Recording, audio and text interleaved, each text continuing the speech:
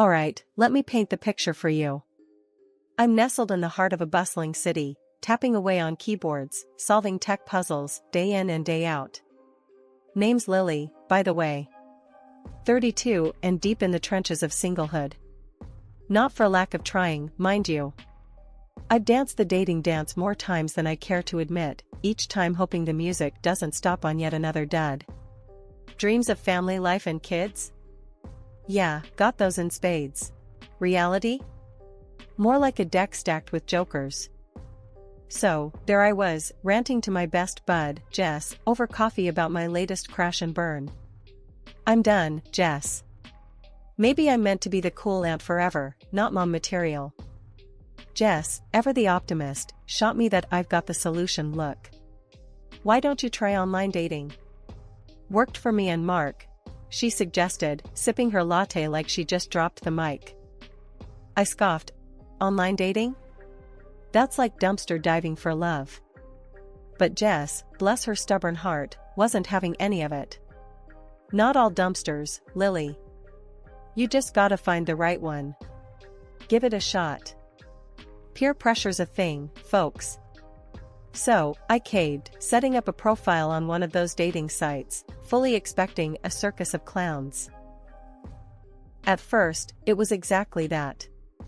Messages flooded in, each one making me more cynical than the last. Hey, beautiful, wanna see my comic book collection? Or, do you believe in love at first swipe? Just as I was about to chuck my laptop out the window, a message popped up. Not the usual drivel. This one was different. Saw you're into tech. Ever debate the merits of Python over Java over a cup of coffee?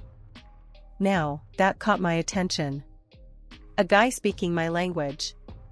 I bit, replying with, only if you're ready to admit Python's superiority in certain applications. Meet Alex.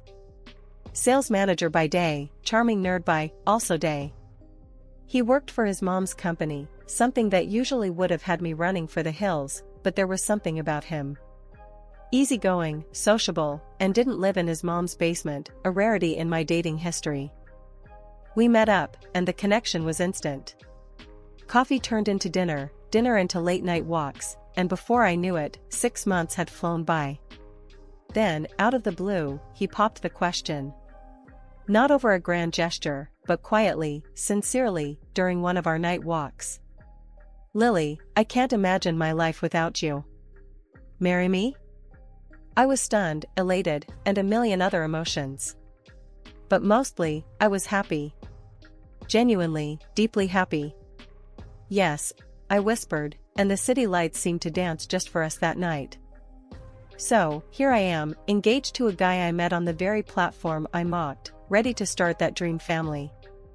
Meeting Alex's mom, Eleanor, felt like being called into the principal's office long after you've graduated. You know you haven't done anything wrong, but the nerves kick in anyway.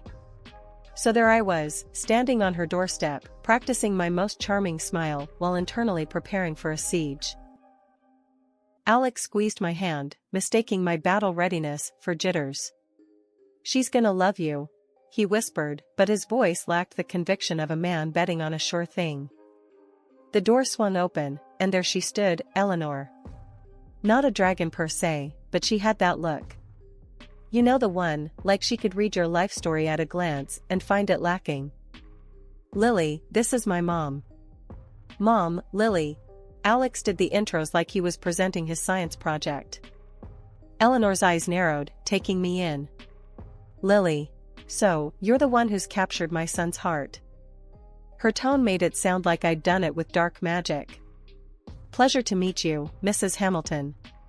Alex speaks very highly of you. She waved off the formalities. Please, call me Eleanor. Let's not stand on ceremony. Her living room was like stepping into a magazine. Not a speck of dust or a pillow out of place. We sat, and the interrogation began. I hear you're in IT. That's a demanding field, she started, casual as if commenting on the weather. Yes, it is. But it's rewarding. I love the challenges, I said, trying to sound confident and not like I was defending my life choices. And how do you find the work-life balance? Alex tells me you're quite ambitious. Was that a hint of disapproval? I manage. We both do. It's about priorities, right? She hummed non-committally, sipping her tea like a queen, pondering her next move. Alex has always had a varied taste in women.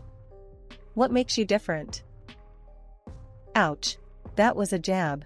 I glanced at Alex, hoping for a lifeline, but he was busy examining his tea as if it held the secrets of the universe. I'm not sure I have to be different. I shot back, a little more defensively than intended. I care about Alex. That should count for something. Eleanor leaned in, eyes sharp. Of course, dear. But you must understand, as his mother, it's my job to be cautious. Many have tried to, let's say, take advantage of our family's position. I wasn't sure whether to be offended or amused. With all due respect, Eleanor, I'm not interested in your family's position. I have my own career, my own goals. Alex is not a means to an end for me. There was a brief flicker of something in her eyes, respect, maybe? Or surprise? Hard to tell. Very well, Lily. We shall see. Time does have a way of revealing true intentions, she said, her voice soft, but carrying a weight that felt like a veiled threat. Alex finally found his voice as dessert was served. Mom, Lily's amazing. You'll see. We're good for each other. Eleanor smiled, but it didn't quite reach her eyes. I certainly hope so, Alex. For your sake. The rest of the visit passed in a blur of polite conversation and thinly veiled barbs from Eleanor.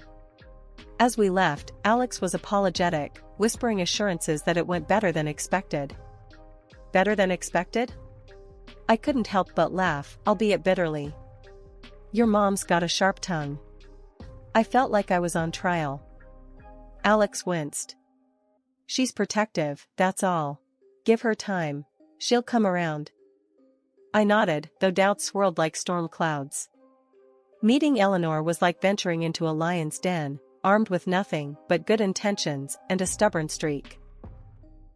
After tying the knot, Alex and I settled into my apartment, transforming it from mine to ours with every shared laugh, argument, and makeup kiss. Life was good, or at least as good as it gets when you're navigating the newlywed phase alongside dodging the occasional curveball from family. Speaking of family, Eleanor, Alex's mom, threw us a fastball that could knock anyone off their feet. It happened during one of those obligatory family dinners at her place, which was more like a museum than a home. Every fork and knife had to be perfectly aligned, a metaphor for how Eleanor viewed life, I guess. Halfway through dinner, with a smile that was too tight to be genuine, she dropped her bomb. I've been thinking, she began, casting a glance between Alex and me. This apartment living is beneath you, Alex. And Lily, dear, you too, of course. Why don't you move into the mansion with me? There's more than enough room, and it would be beneficial for all of us. I almost choked on my wine. Alex, always the diplomat, responded before I could recover. Mom, that's really generous, but Lily and I are happy in our apartment. It's our space, and we're enjoying making it our own. Eleanor's smile faltered, but she quickly masked it with a sip of her wine. Oh, but think of the advantages. Besides, it would give us a chance to become closer, don't you think? The idea of being closer to Eleanor sent a shiver down my spine.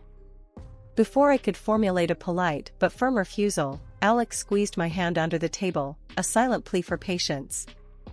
We really appreciate the offer, Mom, but we've made our decision. We're staying put, he said with finality. Eleanor's eyes narrowed, and I knew this was far from over. But for the moment, she dropped the subject, moving on to less contentious topics like the weather and her garden club's latest drama. A few weeks after that dinner, Eleanor announced she was coming to see our apartment for the first time. Just a friendly visit, she claimed. Friendly my foot. I knew a reconnaissance mission when I saw one. The day arrived, and so did Eleanor, her entrance grandiose as if she were gracing a royal court instead of our humble abode. She greeted us with air kisses, then proceeded to inspect our apartment with the scrutiny of a drill sergeant. "This is it, then," she said, her voice laden with a mix of disappointment and disbelief as she glanced around our living room. "It's quite compact, isn't it?" Alex started to respond, but I cut in, my patience already thinning. "It's cozy, Eleanor. And we love it," she hummed, making her way through our space as if every step pained her. "And this decor, eclectic, isn't it? A bold choice." I clenched my fists, feeling the anger bubble up. "It's our home, Eleanor. We've put a lot of ourselves into it." Then came the coup de grace. As she peered into our kitchen, her nose wrinkled. "And cleanliness? Is that not a priority for young couples nowadays? Or is this some trend I'm unaware of?" That was the last straw. "Listen, Eleanor," I said, my voice steady but seething. "This trend you're talking about is called living. We might not have a mansion with staff to keep it spotless, but we keep our home clean and welcoming. That's more than enough for us. If you can't respect that, then maybe you should leave." The room went silent. Eleanor looked at Alex, then at me, and for a moment, I thought she might apologize. Instead, she straightened her jacket, her demeanor icy. "Very well. I can see when I'm not wanted. Enjoy your home." With that, she left, her departure leaving a chill in her wake. 2 years into our marriage, and it felt like Alex and I were finally hitting our stride. He was the yin to my yang, helping out around the apartment without me having to nag, always ready with a hug or a kind word. But then, things started to shift, and not for the better.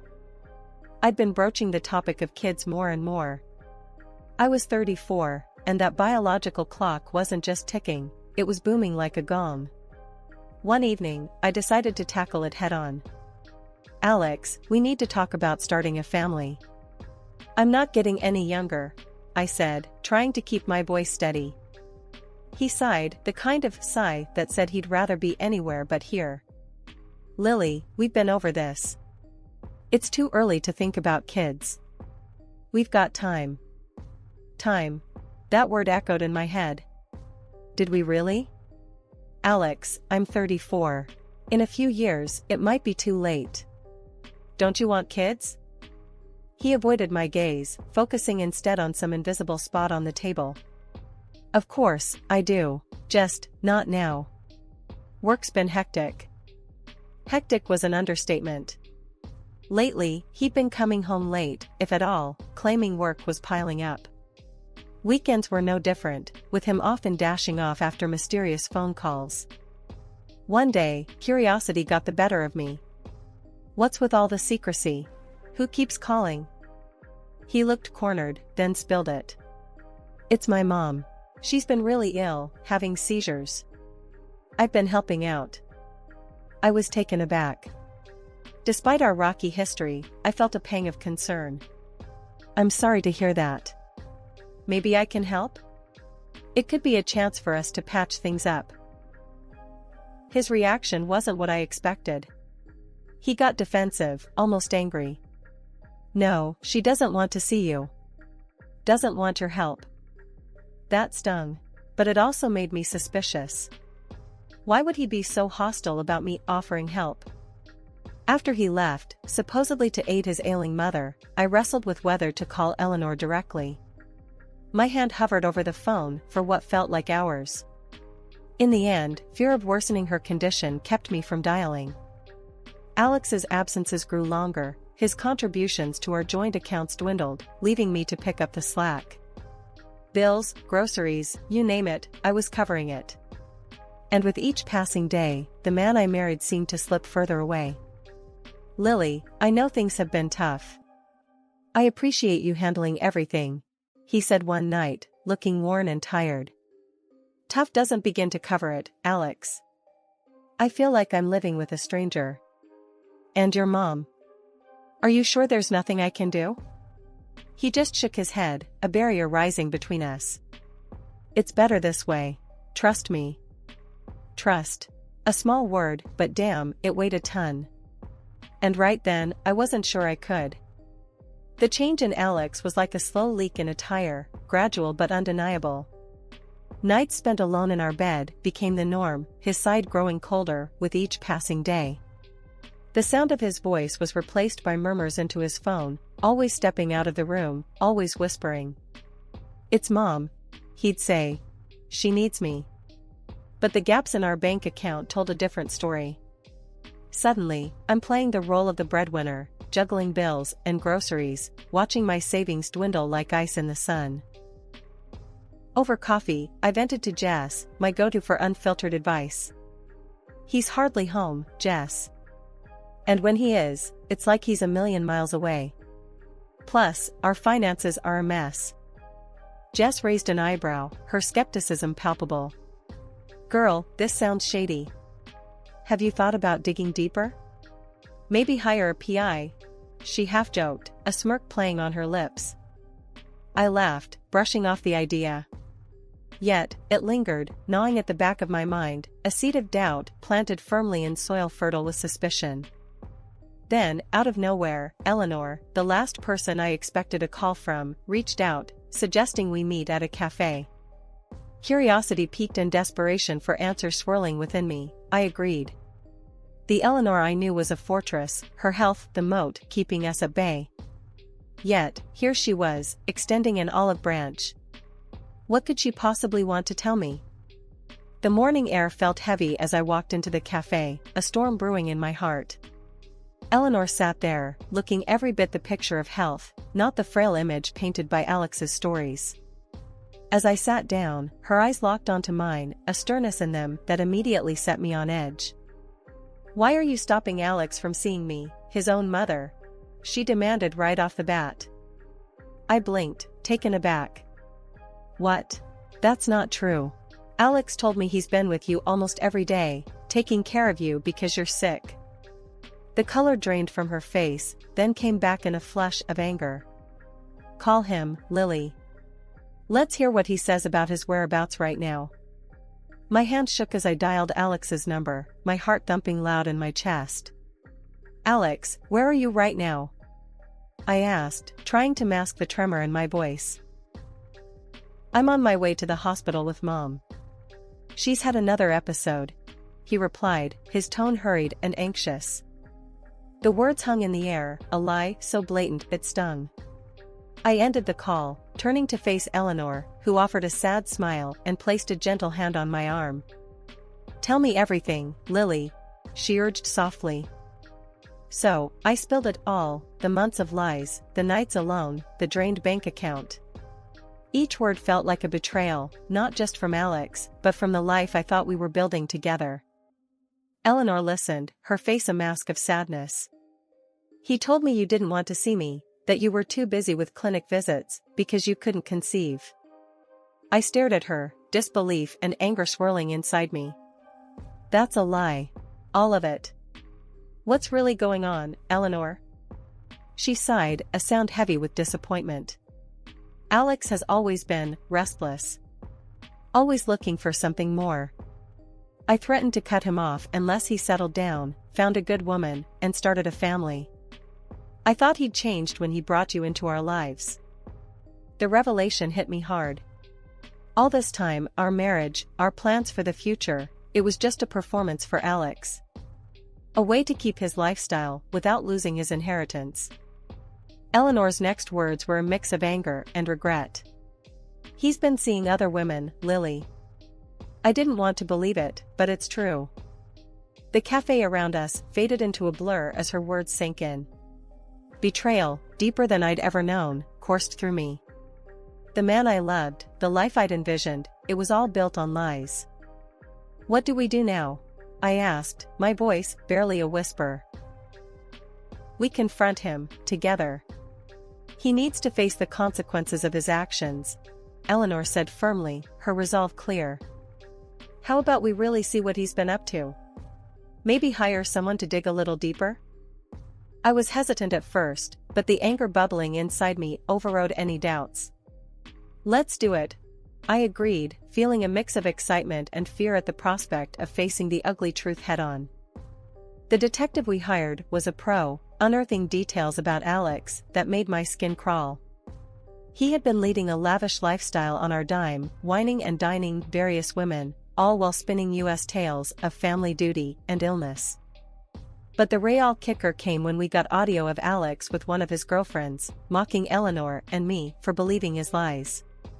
"They're just a couple of naive bugs, easily fooled," he laughed on the tape. That was the last straw. Eleanor and I, now united in our quest for justice, decided it was time for a confrontation. Armed with the evidence, we ambushed him at a bar downtown, where he was supposed to meet his latest fling. The look on his face when he saw us together was worth every penny we'd paid the detective. Eleanor was the first to let loose, her voice rising above the music and chatter. "You're a disgrace, Alex. I never thought I'd see the day my own son would sink this low. Cheating, lying, and stealing from your own family." Her words were like bullets, and with each one, Alex seemed to shrink a little more. The crowd in the bar had gone silent, all eyes on us. I stepped forward, my heart pounding in my chest. "And you," I said, facing Alex with all the fury I felt. "You're going to pay for what you've done. Not just to me, but to your mother, to our marriage. I've got the divorce papers right here." I slapped them down on the table in front of him, along with the storage unit receipt. "Everything you own is in a box to the left, buddy. Consider yourself served." Alex was speechless, his face pale, eyes darting between me and his mother. I can explain," he stammered, but Eleanor cut him off. "Save it. You're cut off, Alex. No more money, no support. You've made your bed, now lie in it." Her voice was ice cold, the final nail in the coffin of their relationship. As we left the bar, the music started up again, but the night had lost its buzz for me. What mattered was the sense of closure, however bitter it tasted. Eleanor and I walked out together, not as enemies, but as allies, bonded by our shared betrayal.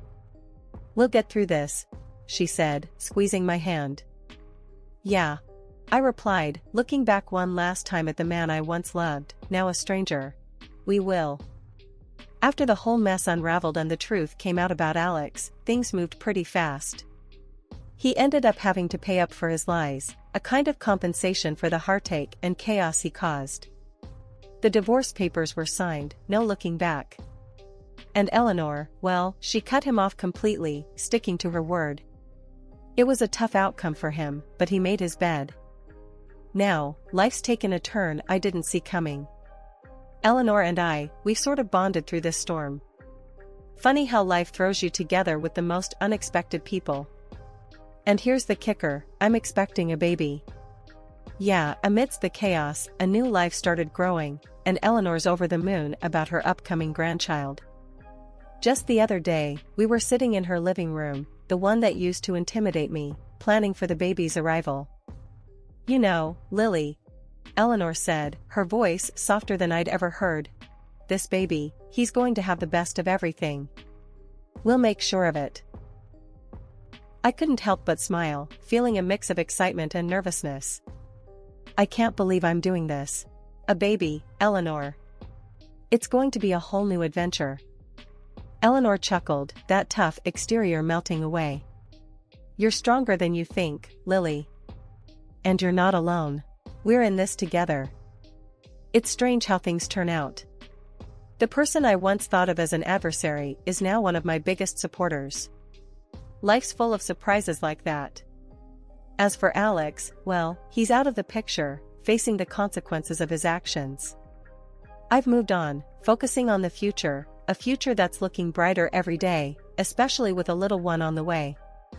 Eleanor's already spoiling him rotten, buying baby clothes, toys, and planning the nursery.